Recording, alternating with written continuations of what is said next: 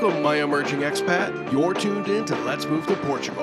I'm producer Dan, and I have the distinct honor of bringing you YouTube travelers and our resident Portugal experts, Expats Everywhere's Josh and Kaylee. Each week, they'll inspire, they'll educate, and they'll accompany you on your journey to Portuguese residency. This week on Let's Move to Portugal, join us as we delve into the adventures of Sue and Scott, who embraced early retirement to start a new chapter in Portugal. We'll explore their journey of buying a home, debunking expat myths, and living their dream under the Portuguese sun.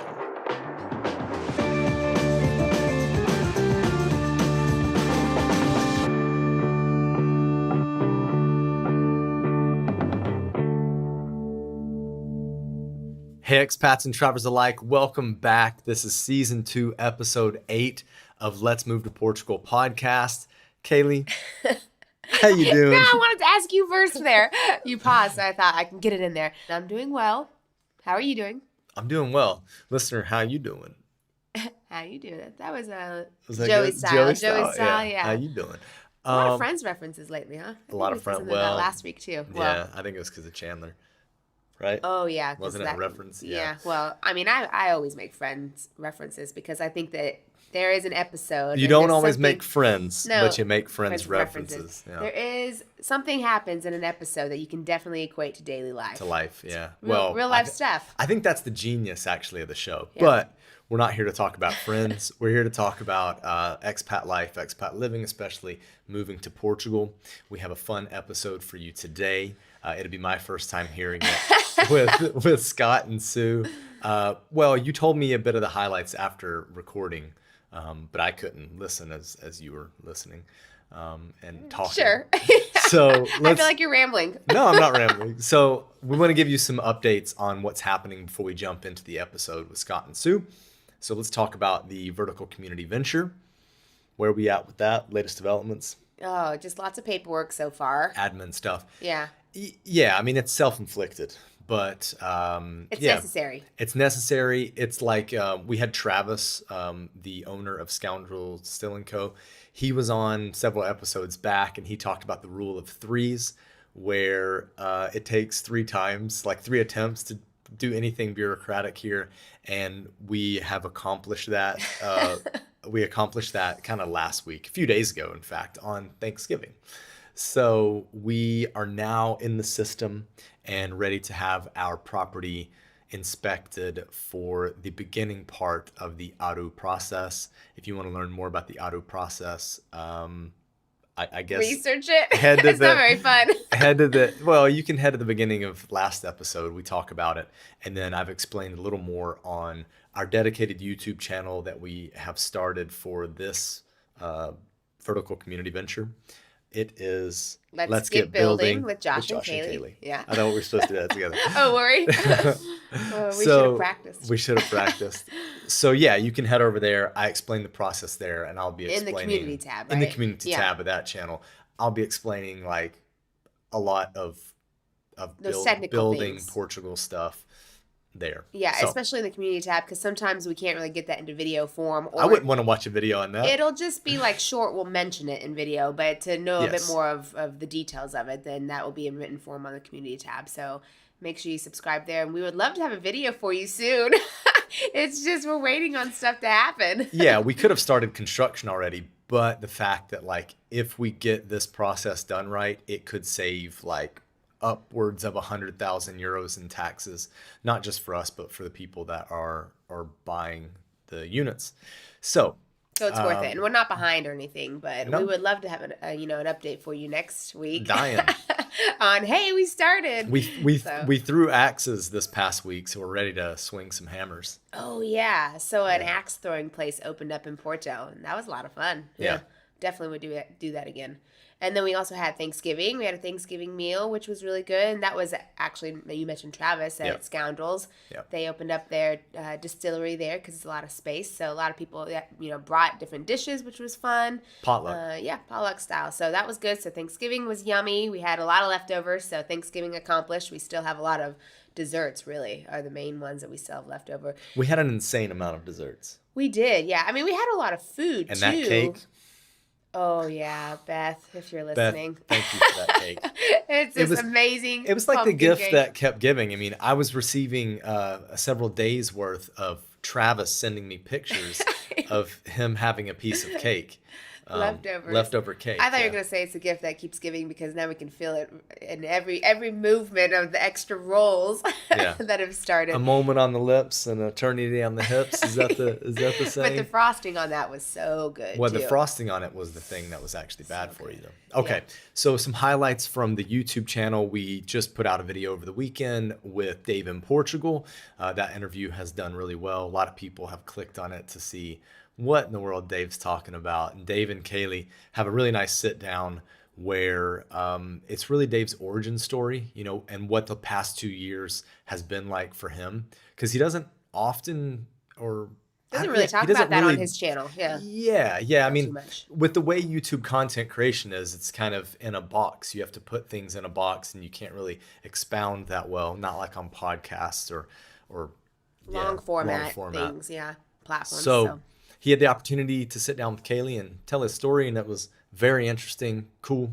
yeah. Like Dave, want to hang out with him some more, and yeah, So that was the on the YouTube channel, but let's go ahead and get to the podcast. So yeah. I spoke with Scott and Sue, a really nice couple who moved to Portugal in 2021. So they talk about how they retired early. They're not by any means rich, or they didn't come on the golden visa or anything, But they're but also not backpackers. right. But they Middle they income. did well for themselves, and they planned, and they decided to retire and live off of that. So with COVID, they moved in the height of COVID 2021, and they recently bought a place. So they have dogs, and they were looking to buy a place, and we're going through the same thing, which is kind of how we connected with all the, paperwork and the fun stuff of signing for the deed, and that just being pushed off and pushed off and pushed off. And I don't know, listener, if you remember us talking about it, because we finally signed and bought the house on São João in June, and it was a long process. It kept getting pushed off. San Juan is a holiday, by the way, Holiday, yes. not a And, street. It yeah. sounded like, Oh, oh, yeah, no. The bought a house holiday. on San Juan,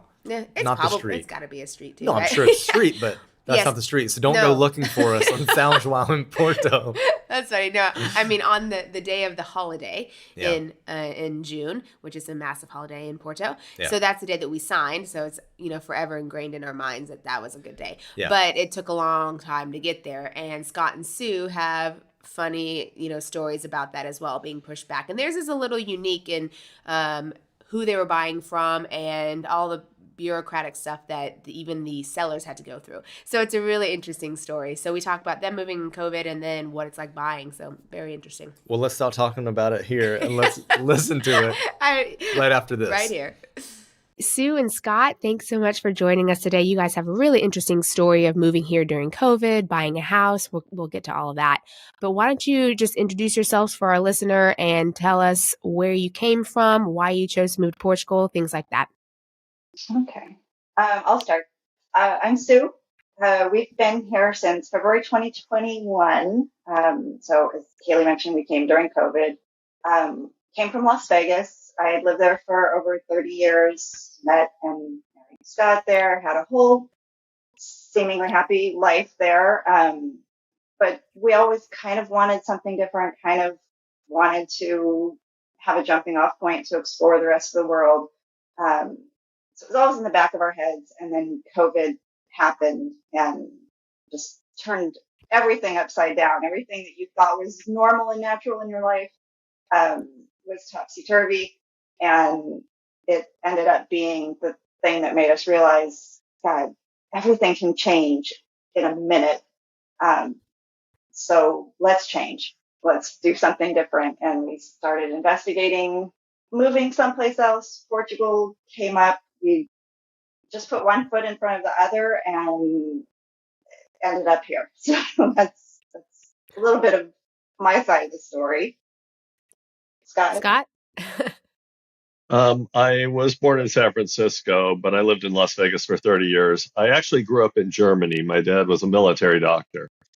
So my intention was always to return to Europe no matter what at some point after working for a few years. So Okay, so that's why this kind maybe of fell into the lap. Yeah. Yeah, that's why maybe, because I think when Americans look to move abroad, or if you're retiring, you look maybe at Mexico, Costa Rica, Panama now is kind of big. But you guys, did you look at any of those places, or was it like definitely Europe? No, absolutely. We had, you know, over probably more than a decade, like things would come up like, we need to get out of here, we need to move. And we looked at like Asia, maybe more affordable places in Asia. Like we looked at Malaysia and Kuala Lumpur a little bit. Yeah, that seemed really far away. That seemed far and really foreign. You know, like it would have really been a huge adjustment to move to those kind of places. So those kind of fell by the wayside. And then absolutely, we were looking at South and Central America, Mexico, looked at like Costa Rica, Panama, because they're pretty stable, pretty normal kind of ish places for expats to go. But there almost seemed to be too much of an expat exodus to places like that.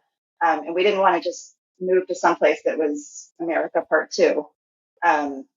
We also, like you said, Mexico, Ecuador, we worried about stability in places like that, safety and stability. And, you know, Ecuador recently has become a hugely unstable and hugely unsafe place. So, you know, kind of glad we rolled those places out. We never really looked at Europe until COVID, until we were really digging in our heels and looking at some place to go. And Scott mentioned Portugal. We had never visited here. We'd never been here. And we started looking into it, and it was, as everybody says, it was a relatively easy visa process. It's affordable here. It's safe. It's familiar enough that you don't feel just completely lost in this world, but it's also different enough that it's exciting to be here. And, you know, we do something different and new and strange and out of our comfort zone every single day, even 2.5%. Okay. Ooh, I want to talk about that in a minute. But Scott, what put you onto Portugal? First of all, I looked at the visa process, and the visa process was pretty easy. I love Spain, and we're on the Iberian Peninsula. Spain's a little tougher to get into if you're an American. A little more expensive. I looked at Italy too, and Italy wouldn't let us in at all because we don't have any Italian ancestry. So that was out of the question. Ireland is our ancestry, in Germany. Again, very expensive countries, very difficult to get into, and very expensive to live and find homes. I started seeing Portugal in probably 2014, 2015. I would watch a few shows, the House Hunters shows in the United States. And they started showing Portugal, and it was one of the only countries in Europe I've never been to. But, you know, it's kind of cliched, but all European cities look the same for the most part, except for Paris. So, adjusting to a culture was no problem. Portugal seemed like a pretty ideal place. I like the central location of traveling. It's near Africa. It's near the Middle East. It's near the rest of Europe. So if you want to spend the rest of your life traveling, this is the perfect location. There's direct flights out of here to Istanbul, to you can go to Cairo, you can go to Helsinki, anywhere you need to go. So it kind of ticked all the boxes, and the cost at the time was extremely cheap. In fact, if we had moved here 6-7 years ago, we would be in Qashqai's probably. That price has gone up for sure. Yeah. So you guys moved to Portugal sight unseen. Yes. Okay. Yeah. We kind of laugh, not laugh, I guess, but you see people taking endless scouting trips. Like they come here 10, 12 times before settling on it. And we were just the total opposite. Just jump in, sell everything, pack up the dogs, pack up the house.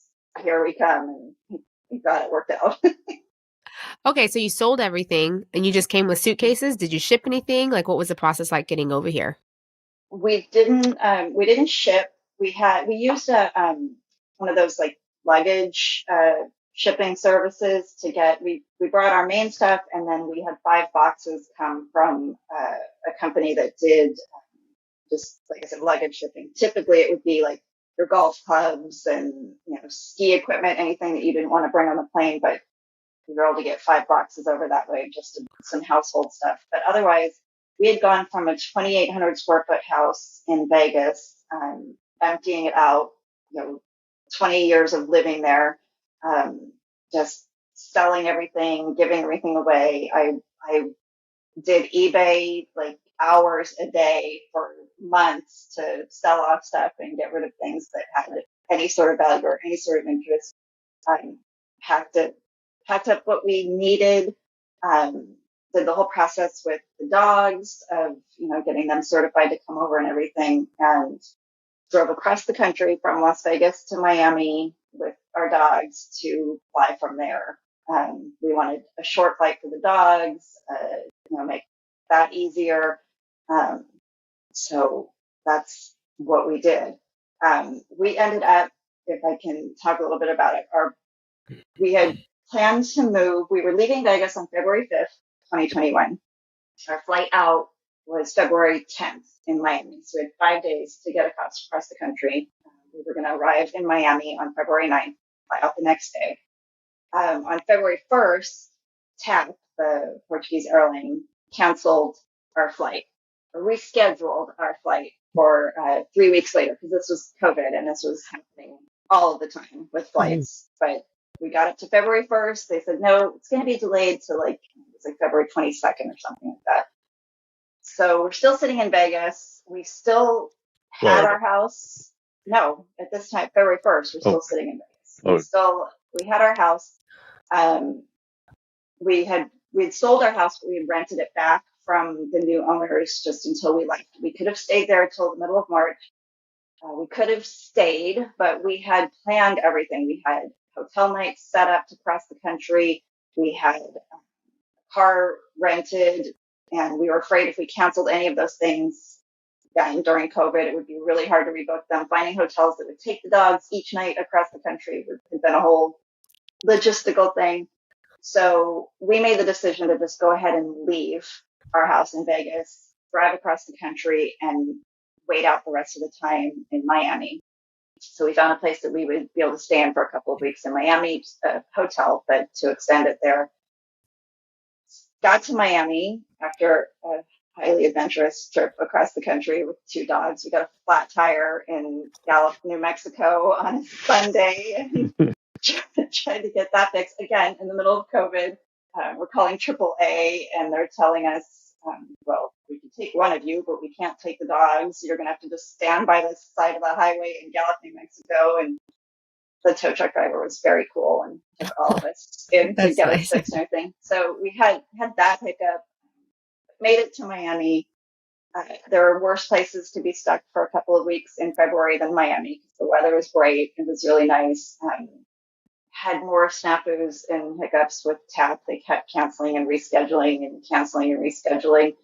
So we ended up switching over to Lufthansa. But instead of a direct flight, we had to go through Frankfurt. Mm-hmm. And that worried us a little bit. Just the whole point of driving to Miami was so that our dogs wouldn't have to be flying for so long and everything wouldn't be so crazy. But Frankfurt has a great animal facility, so that was okay. Long story short, finally, February 24th, we flew out of Miami, landed in Lisbon on February 25th, and spent our first few months in Lisbon trying to adapt to a new country during COVID, and figure out then, okay, what now? It sounds like an emotional roller coaster here. It was crazy for sure, but I think everybody has. I don't know of anybody who had a completely smooth transition to coming here. That was a little nuts. Yeah, nothing ever goes as planned. So I think if you go into it thinking it's not going to go as planned, then you're probably going to be a little better at getting through it. Braces you. Yeah. Right. We followed your template in Miami, including going to the COVID testing facility with the roosters running around in the streets. Yeah, so yeah, it's a weird experience though, right? Just waiting in your car and how long did you wait in that line in your car? We got there first thing in the morning, and I think we were only 3 or 4 cars back in the line. Oh, that's good. Yeah, it wasn't too bad. Not bad. Gosh, everyone remember? You're panicking. Yeah, you're panicking. Like, are we gonna what are our results going to be? If they're bad, then we start this whole thing again, trying to find a flight and everything. But it was smooth. I think it was just a few hours before we had the results. And Yeah. that was one of the easiest parts. It's really well done, but it's just the results that you're kind of worried about because then what? And then you've already done everything with the USDA for your dog. So Exactly. it could be a massive reset. So the stress of what is it going to say? But yeah. Okay, great. So you landed in Lisbon. Is there a reason you chose Lisbon to land in? Was it because of the flight or? Definitely the flight. And when we came here, we wanted to settle in someplace that at least, because we knew it was COVID, we wanted to at least settle in someplace that, we'd be close to grocery stores, close to a vet, close to anything we needed. If we had landed in the middle of nowhere in Portugal, that would have been a little bit overwhelming. So we had, at the time on the D7, you only needed a 6-month rental agreement. And so we had found a place in Lisbon that was reasonably priced, probably because it was COVID. So it wasn't, didn't completely break the bank. And it was a long-term Airbnb, but the owner was willing to give us something that satisfied the contract requirements. So that's where we landed. But we came in February. We had our staff appointments for the temporary residency in June.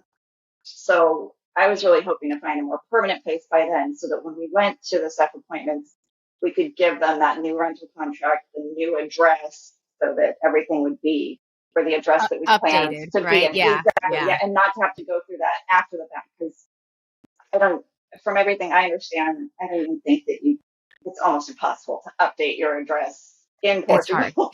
We've had to do it, It's and now it's not Steph anymore. Now it's Ama, and maybe they're talking about issues with that. Okay, so backing up real quick, since you were in Las Vegas, you guys went through the San Francisco VFS office, right? Yes. And in 2021, did you have to go in person or could you mail in stuff? We did. They had announced for a time period that we could do it by mail, and we were stoked. We were so happy. It was like, oh, this is going to be so much easier. And then about 2 weeks before we were ready to send everything off, they said, nope, sorry, you got to come in person.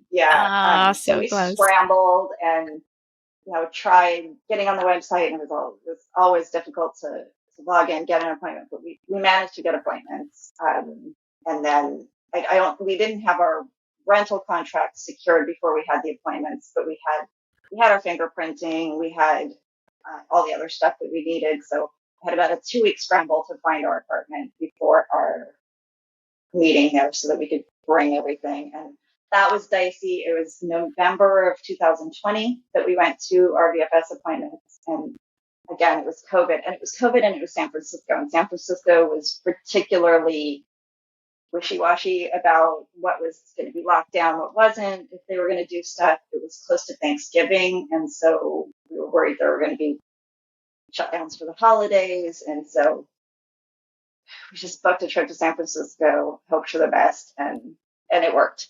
Okay, so you didn't have to make any changes for that? No. Okay, No. that's good. And it was actually a nice trip, and I got to visit where I grew up, and after because we were there for a few days, so it was nice. And did you grow up in the San Francisco area? Yeah, I grew up in Oakland. Oakland, so. Okay, yeah. Mm-hmm. Okay, good. Well, that's nice. At least that you could make a nice little trip out of it, especially with all the uncertainties. Because I know there was a time period where it's like you could go to the VFS in San Francisco, but you weren't supposed to be staying in the city area. San you had Francisco. to, right? Yeah, you had. Did you have to do that? Yeah. Were you in that? We were able to stay right there. Okay. So but I think it was right after us that they were just you need to come here, but you can't be here. But I don't understand. What do you mean? Yeah, weird stuff. So I wanted to bring that up all for the listener because I mean, I get a lot of complaints about VFS in general, but San Francisco particularly is a really hard one. And so I just want to let our listener know that it was hard in 2020 when you went. It's still is hard, so just power through. You can make it. Absolutely. They don't make it easy for you either, right? Some of the bureaucracy stuff. But okay, great. So you did all that. You landed in Lisbon, but you've moved around a little bit since, and we'll talk. You've bought a place, but before buying, what did life look like? Yeah, we settled there in Lisbon. It was an area called Penha de França, or Graça. Everything is tighter and more compact in Lisbon than you realize. Like, you look at it on a map and you see all these neighborhoods and areas, and you think, oh God, it's huge. But it's everything's really close, connected well by metro. So we landed there, got settled in. As I said, we had come from a 2,800 square foot home in Las Vegas with 3 bathrooms. Traveling across the country, living in a hotel, now being in Lisbon with 2 bedrooms, 1 bathroom. That was an adjustment in itself. One bathroom is something to get used to. That was like the biggest thing with the house. It's like, I don't even care. Like, it can have half a bedroom as long as it has 2 bathrooms. 2 bathrooms. That's what we needed. Yeah. Okay. So we kind of adjusted to life in an apartment. Got our bearings around Lisbon. It was quiet. It was winter of 2021, COVID. It was very, very chill in Lisbon. You could easily get a seat on the metro, easily get a seat on buses. The 28 tram that is so famous and so usually crowded that you could just hop right on it and full space to yourself. But it was cool. So we started figuring out how to grocery shop, how to get things done that we needed done, how to answer the basic questions in the grocery store, like, if you want to give your NIF and do you need some safety really quickly. Is it the second? No. Okay. So, just kind of getting our bearings, but at the same time, also knowing we had our SEF appointments.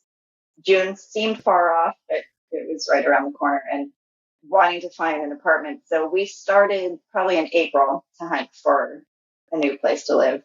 And we were looking on like all the listings. We worked with an agent to help us find a place and to help us negotiate the contract and make sure we understood everything.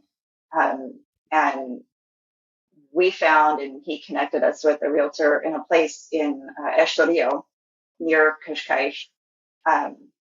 We thought we wanted to stay in Lisbon, but Lisbon was a little pricey for a rental, and we found a couple places we kind of liked. One of them, they wanted kind of an under the table rental contract. We couldn't have that. We needed, something that was fully registered for our visas.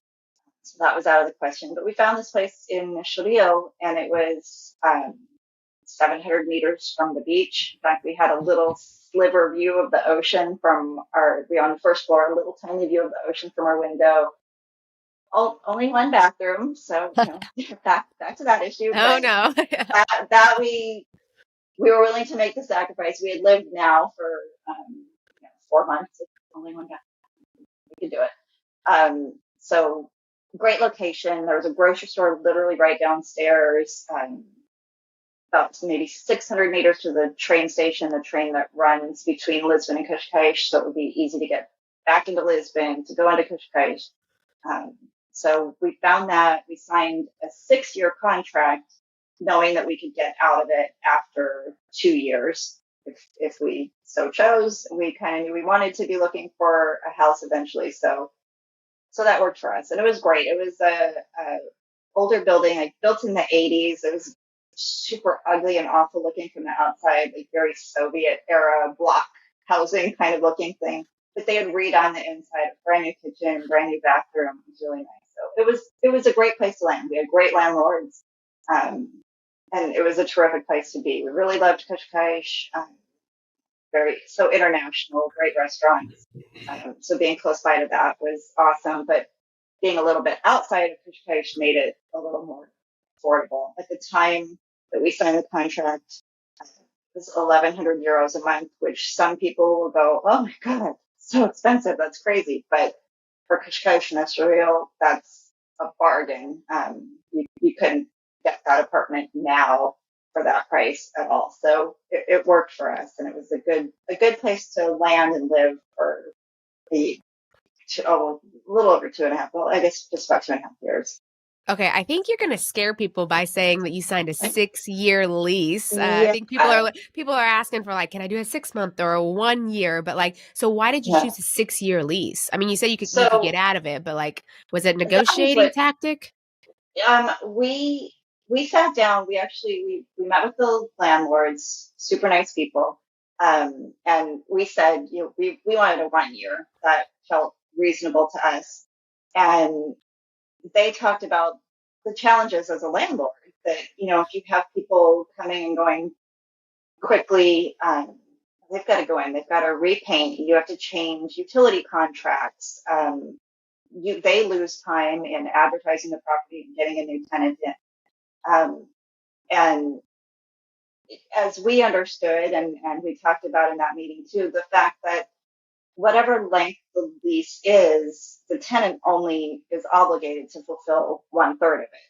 And so, in essence, they were explaining and we were understanding 6-year lease, but we're only on the hook for 2 years. And they were so nice and so accommodating. It was such a great property, and we had already seen how quickly time was flying. We'd been in Portugal like 3 or 4 months at that point. It felt like we had just gotten here. So 2 years didn't seem like forever, and it didn't seem like too much of a commitment. And so it felt like a good give and take between us and the landlords. And as it turned out, they were such good landlords to us. We never had any issues with them. They never had any problems with us. There was really nothing that we needed to deal with them on at any point because there were no issues in the apartment or anything. So it was good. It was good for them. It turned out to be good for us because the longer we were here, and then definitely once we started going and getting into the home buying process, we realized, okay, it's actually kind of nice that we don't have to be out of this place for 6 years if we don't want to be. If we can't find a good place to live, if we can't, make the changes we want to make, we've got a little security here. Because if our lease would have been up at a year or even 2 years, the rents would have been through the roof. It would have been a lot harder to find a comparable place if we had to scramble and find one. So, And that's what they kind of explained to us. Yeah, they explained to us that a 6-year contract, yes, you're only obligated 2 years. But if you find no place to live and you continue to want to live here, the rent increase is limited on what they can do every year if they decide to do it at all. So it's smarter to do that than to keep moving around and having to renegotiate a contract and get stuck. So if you left after a year, it's another 2 years. So now you're 3 years, and it could just spiral out. So they suggested, and they were just being nice as naive foreigners to us. They're real, and they have American relatives, so it was a lot easier to deal with them. Yeah. And they just explained that it's easier. Just get yourself in the 6 years. You're only obligated under Portuguese law to the 2, and you've got a place to stay if you need one without the added burden of having to constantly move, renegotiate contracts, pay more in the future, or find a place that's worse. So, especially with dogs. So, with dogs too. Yeah. Yeah. Did you find it hard to find a place with dogs? Like, were landlords like saying no dogs right away, or that was okay at that time? Fortunately, working with the agent, he sort of, did pre-checks with places that they would take them, because I think, people read online that it's illegal to discriminate and to not allow pets in buildings. But, the reality is landlords could say no to you they don't have to tell you why they're saying no to you.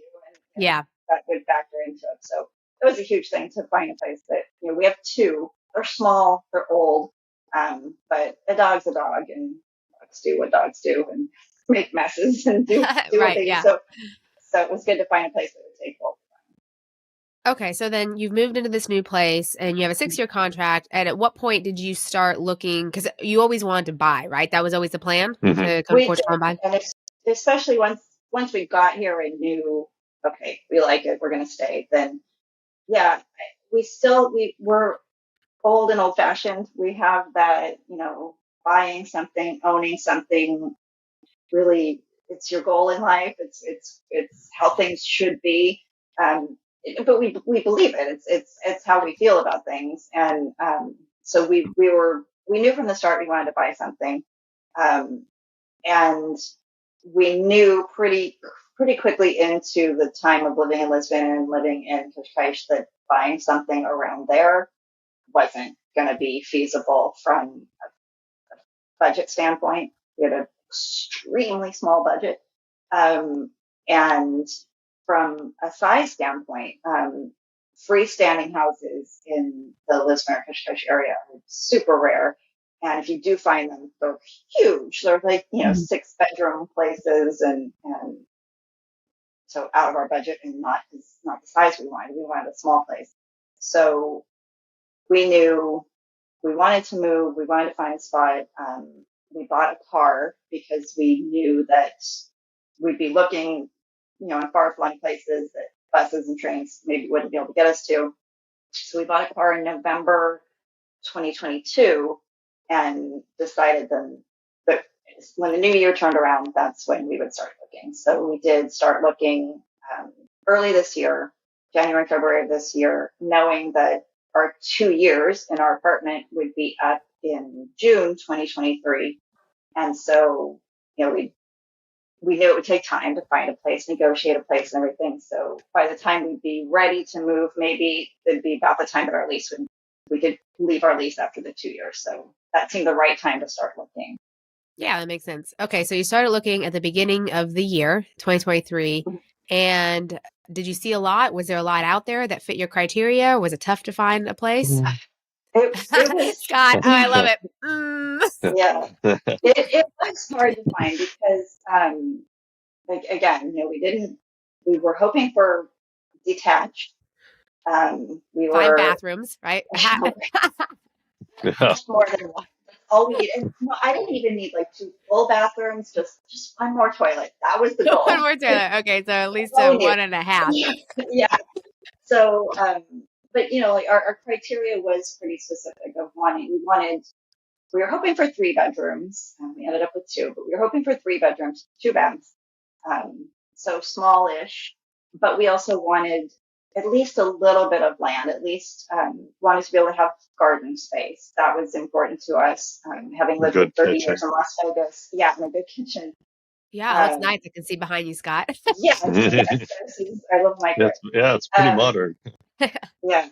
So, and again, with,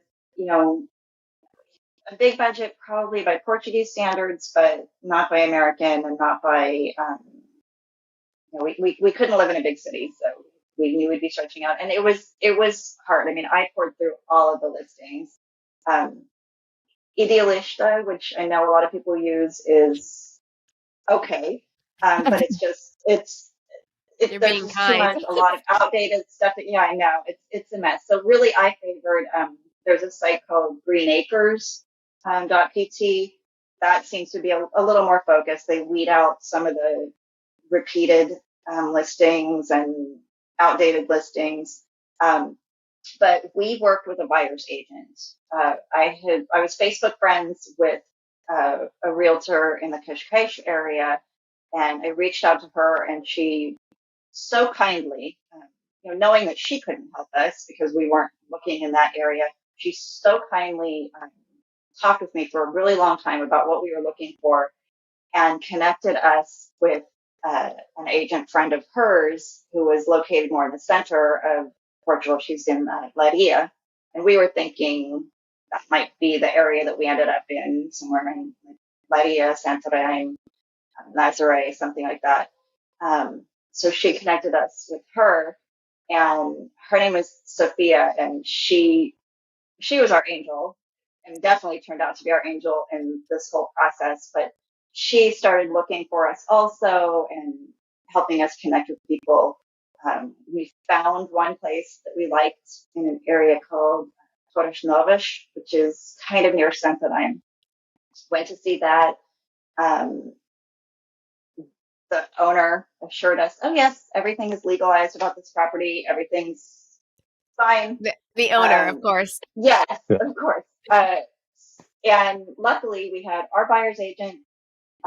We also knew that we wanted to do an inspection on whatever house anytime we were like super interested in it, we wanted to be able to do an inspection, which isn't common in Portugal. You know, in the US, it's always part of the process, but here it's not that much of a thing. But she knew someone, he's a guy who works for banks doing the inspections for mortgage approvals. So he came out, he looked at the property, he thought the property was great, but as part of his process, he uses Google Earth to measure the property and match it up against the documentation, and a little discrepancy there in what was declared to the tax authorities and what was actually on the property. Okay. It was underreported, and this is super common in Portugal. You'll run into that of hearing about whether a property is legalized or not legalized. And, you know, generally it means the owner has built things on the property that they didn't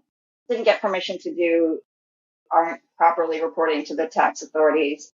And that's what it turned out to be for that first house that we looked at and really liked. So that was a big, like, once bitten, twice shy moment. We knew it was a possibility because people talk about it a lot over here, but because it happened, we knew, okay, really glad we have a buyer's agent, really glad we have this inspector.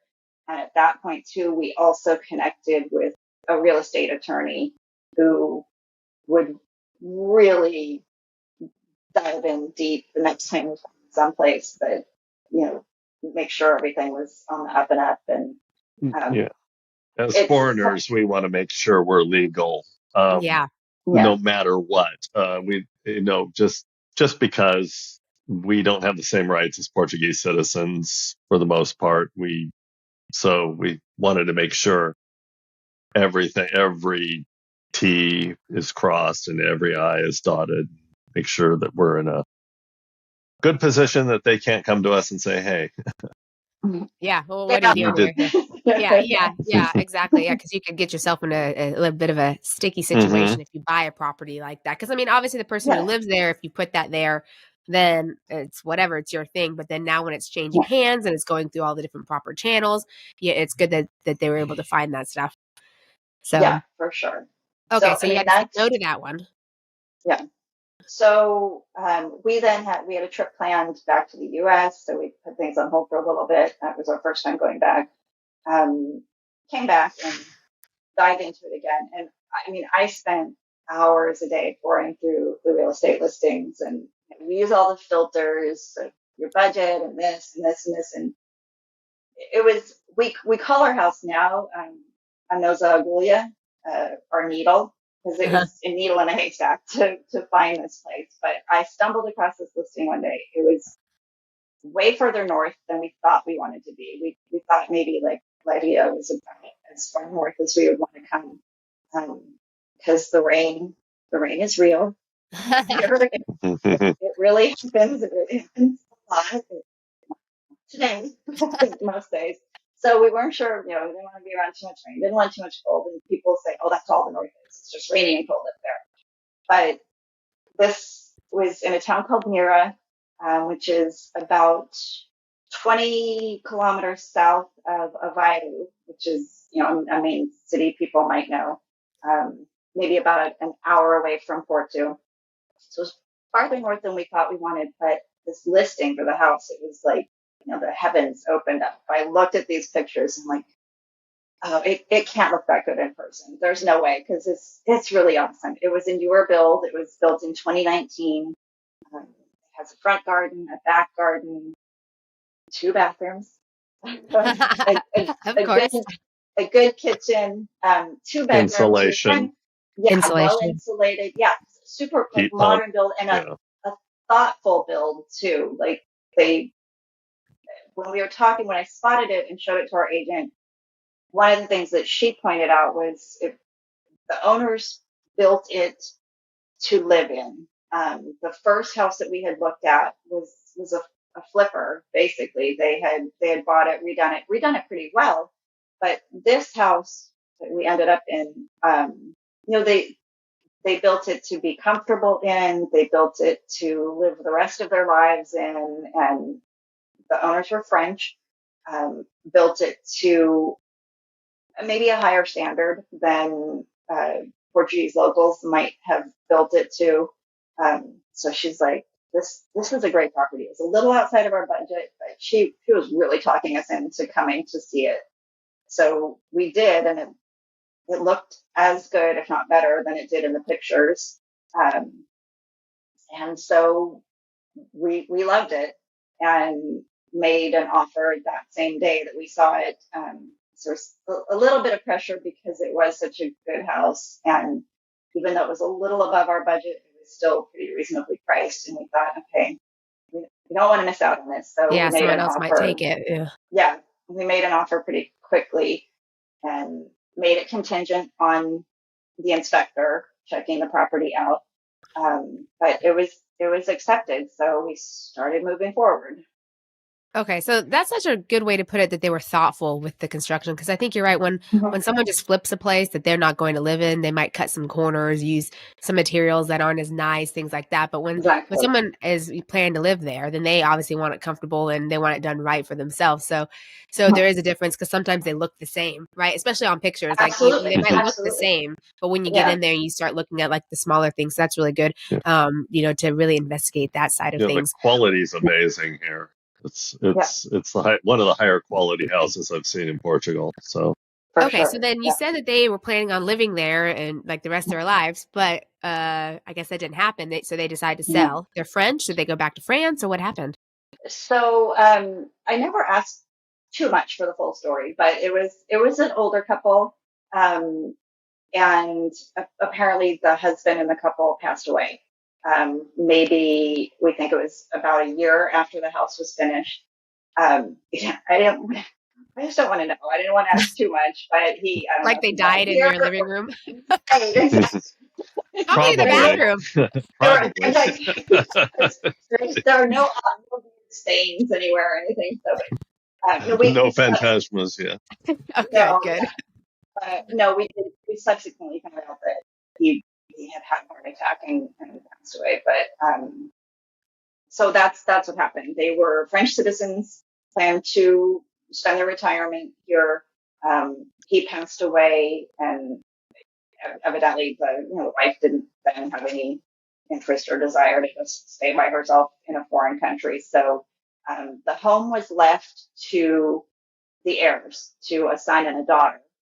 It was granted to them in the will.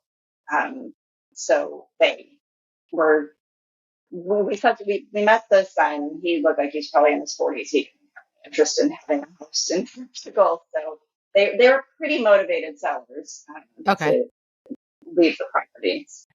Okay, so they sold it, and did you get a mortgage or you paid cash? So we paid cash, and we thought that's great for us for negotiating. They'll say, yes, fast, this will be an easy process. This was the end of May, beginning of June, that we made the offer. They accepted it. We got the inspector out. Everything looked great with the property. In this case, just as a random tidbit, this property is over-reported to the tax authority. There's more land than is actually here, which freaked me out because I'm like, okay, what does that mean? But we had assurances from our lawyer, from everybody. It's like, look, if you're going to have a problem, that's the best problem to have. If you want, we can try to fix it later on down the road once you're in the house, get it re-registered, but it will not cause you any problems. So okay, got talking about that ledge. So we thought everything's going to be great. In the beginning of June, we had some back and forth on drafting the CPCB, and we had a couple of asks that we wanted. They had disconnected the water. We wanted the water reconnected before we moved in. We wanted the gardens cleaned up because they hadn't been attended to for a couple of years. Small asks. We negotiated. We're ready to sign early June, and there's a stock wait haul. The two heirs, son and daughter, the daughter had an expired identity document for identification in France. Had expired. They have a whole thing going on there where they've changed their identity system. Plus, you had COVID delays. So within France, having this document expired isn't a big deal. It's like some of the things that we've had here in Portugal where they've extended deadlines on documents and things. So no big deal. But to try to use that outside of France was an issue. So it was, okay, we can't, we could sign the CPCB, but we had originally wanted the deed deadline to be June 30th. And they said, this was France. It could take a while for her to get the document updated. They wanted to set the deed deadline for 30th of September. So 3 months further down the road, which seemed like forever to me and freaked me out. And but everybody said, well, we're just doing it worst case scenario because, French bureaucracy is even worse than Portuguese bureaucracy. So worst case scenario, we'll do this. And again, talk to our lawyer. One of the questions that I asked that I think I had never heard of before, one of the questions I asked our attorney was, okay, so September 30th rolls around and they still don't have what they need. Things still aren't ready. What happens? We knew we wanted to give notice to our landlords. We had to give 120 days notice. So we wanted to give notice as soon as possible so we wouldn't be on the hook for rent when we were out of the apartment and everything. So, so we give notice, September 30th rolls around, we still don't have a deed. What happens? And he informed us that at that point, we, especially since it was no fault of our own, we could try to negotiate with the owner to just move in to the property, even without the deed being signed. I had no idea that would be a possibility, but he said, no, it's not common, but this is how you commonly solve that. We also asked what would happen if there were shifty things going on, like maybe the heirs weren't entitled to sell this property or, anything like that. Like what happens if they can't sell us the house, if they back out of the deed. We knew about the double your money back guarantee kind of thing that, and you're protected, you get the deposit that you make with the CPCB back plus the whole amount again from the owners, which sounded a pretty cool way to make money. But he also informed us that there are laws saying that you also have the right to just take the house if they back out. That instead of taking the double your money back, you can insist upon receiving the property under Portuguese law. And the reason they have that, he explained to us, was if you negotiate, you make your payment with the CPCV, but then the owner turns around and gets a way better offer. Like, they can double their money on the thing.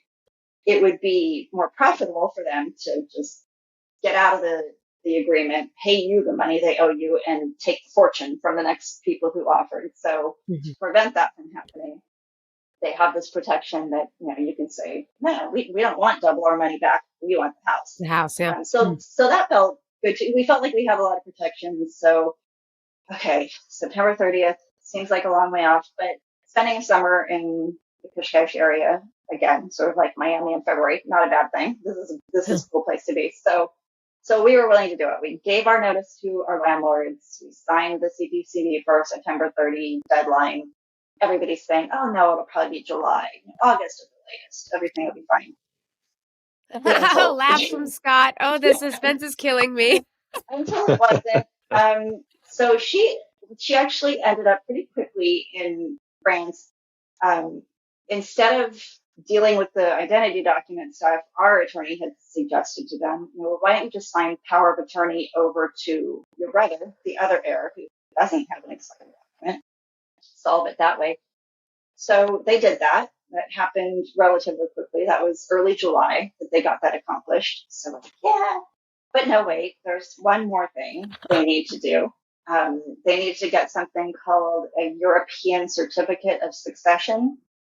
That certifies throughout the European Union that these heirs are the rightful owners of this property, that they are rightfully entitled to own it and sell it and do as they see fit. So that had to happen. That was another few weeks for that to happen. So now we get into August and they get this certificate. They send everything to the notary. The notary is on vacation. So it sits on her desk because this is August now in Portugal. Everybody goes on vacation. So sits on her desk for a couple of weeks. She gets back, looks at it, and says, okay, well, all of this looks okay, but it needs to be translated. Everything came to her in French. It has to be a certified translation into Portuguese. And then once we have that, you actually have to register the property from the deceased owner into the heir's name so that the heirs can sell it. And they're telling us, oh, this will take, probably 3 weeks, which in Portugal means your guess is as Double, good at as least mine. double it, Yeah, right? at least. Yeah. So this was the middle of August. We've got the September 30 date looming.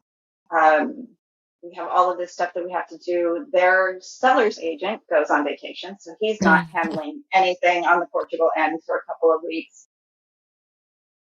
They have, I guess, eventually get all of the paperwork together. They think they're ready. We, as part of the CPCV, it was the buyer's obligation to set the deed date. We had this September 30 date looming, so our attorneys set the date for September 29th. The seller side is saying, oh, yes, everything will be fine by then. September 29th, great, that's when we'll do it. September 27th rolls around. Oh, no, it's not going to be ready. Sorry, Yeah. we're close, but Typical. not quite. Yeah. And then, so at that point, our buyer's agent talked to them and said, okay, they need to move in. They can't, they can't deal with this anymore. Our rental contract, because we had given notice, it was going to be good through the end of October.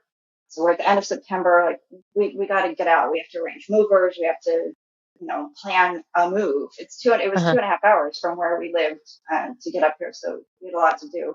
So she negotiated.